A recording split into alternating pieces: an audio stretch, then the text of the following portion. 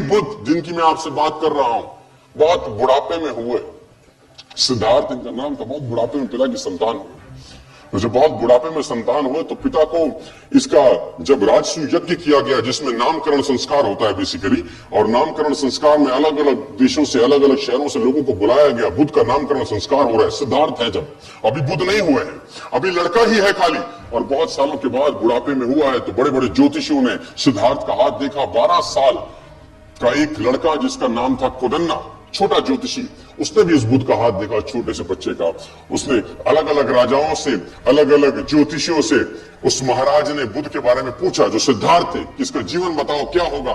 90% लोगों ने बोला संन्यास ले लेगा, 10% लोगों ने बोला राजा बन जाएगा। 12 साल का ज्योतिषी कोदन्ना, उसने एक उंगली उठाई, उसने बोला राजान मैं स्पष्ट तौर पर कहता हूं कि आपका लड़का सब सन्यासी हो जाएगा, सब छोड़ देगा।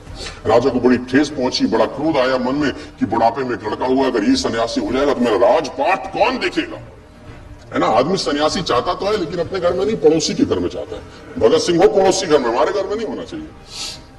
तो बुद्ध ने बोला इसका, राजा ने बोला इसका उपाय क्या है। उपाय बड़ा सरल है, इसको भ्रम में रखो जीवन भर, क्योंकि जिस दिन इसको दुख का एहसास हुआ, इसके मन में पीड़ा हुई, ये सन्यास की तरफ चला जाएगा। राजा ने बोला क्या करो। बोला षड्यंत्र करो, प्रपंच रचो। कैसे।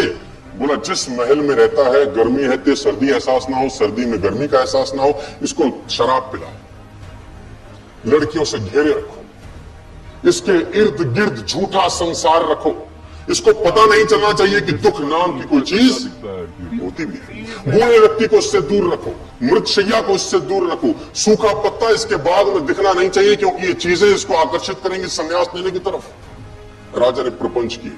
और मैं बताना चाहूंगा आपको, मैंने इतिहास पढ़ा है कि अलग अलग ऋतुओं के लिए सिद्धार्थ के लिए अलग अलग घर बनाए गए।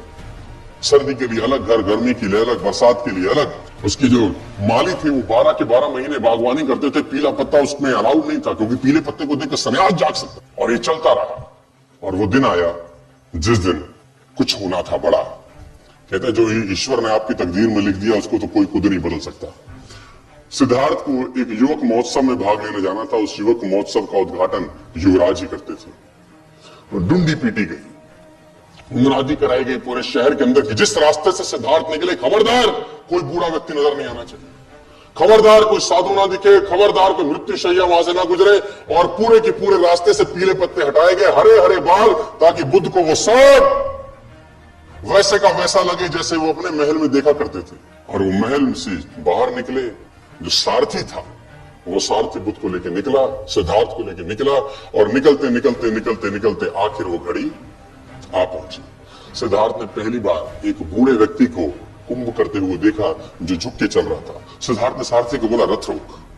सारथी ने बोला महाराज क्या हुआ। बोली झुक के क्यों चलता है, क्या तकलीफ होगी इसको। क्योंकि पहली बार उसने बुढ़ापा देखा। सिद्धार्थ ने आज तक तो सब हष्ट पुष्ट लड़के लोग देखे थे। सिद्धार्थ ने बोला ये झुक के क्यों चल रहा है। सारथी बोला महाराज मुझे आज्ञा नहीं है कि मैं संदर्भ में आपसे एक शब्द कहूं। सिद्धार्थ ने बोला मैं आज्ञा देता हूं तेरी गर्दन उड़ा दी जाएगी, तो तुरंत बताइए झुक के क्यों चल रहा है। सारथी ने बोला महाराज ये बूढ़ा हो गया है, ये बुढ़ापा है। सिद्धार्थ बोला वो होता क्या है। बोला ये जवानी के बाद की एक अवस्था होती है। आप अभी जवान है, कुछ समय के बाद आप भी। सिद्धार्थ ने बोला मैं भी बूढ़ा हो जाऊंगा। बोला सबको होना होता है। रथ आगे बढ़ा और सिद्धार्थ ने फाइनली एक मृत्यु शैया देखी। कुछ लोग एक बॉडी को ले जा रहे थे। सिद्धार्थ ने बोला रथ रोक, इस आदमी को बांध के क्यों ले जा रहे हैं, इसको क्या हो गया है। उसने बोला महाराज ये मर चुका है। बोला ये क्या होता है। बोला ये बुढ़ापे की बात की अवस्था है। बोला एक दिन क्या मैं भी मर जाऊंगा।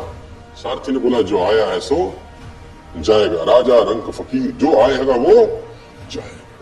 रथ आगे गुजरा तो सिद्धार्थ ने फाइनली वो लास्ट में वो देखा जो उसको देखने के लिए मनाही थी। सिद्धार्थ ने अपनी आंखों से एक सन्यासी को गेरुए वस्त्र धारण किए चलते देखा।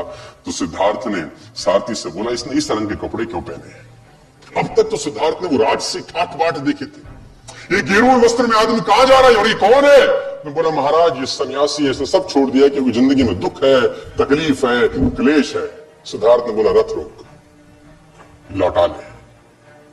कहते हैं कि सिद्धार्थ उस युवक महोत्सव में भाग लेने नहीं गए और आधे रास्ते से ही लौट के वापस आ गए। और उसी रात सिद्धार्थ ने गृह त्याग कर दिया।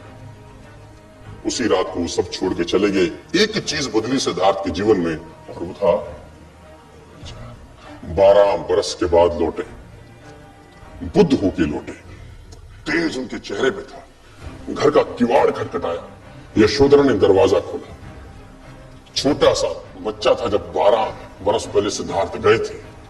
यशोधरा ने पहले तो खूब गालियां दी कि तुम मुझे बता के नहीं जा सकते थे, मुझे पूछ के नहीं जा सकते थे। सिद्धार्थ बोला, मैं तुझे पूछता तो मुझको जाने देती। तू रो रही है, तकलीफ में है, गालियां दे रही है कि मैंने 12 साल तेरी सुध नहीं ली, मैं 12 साल तुझे चला गया छोड़ के। तू ये देख कि गया कोई और था यशोधरे, आया तेरे पास कोई और है। जो गया था वो लौटा नहीं है, लौटा कोई और है।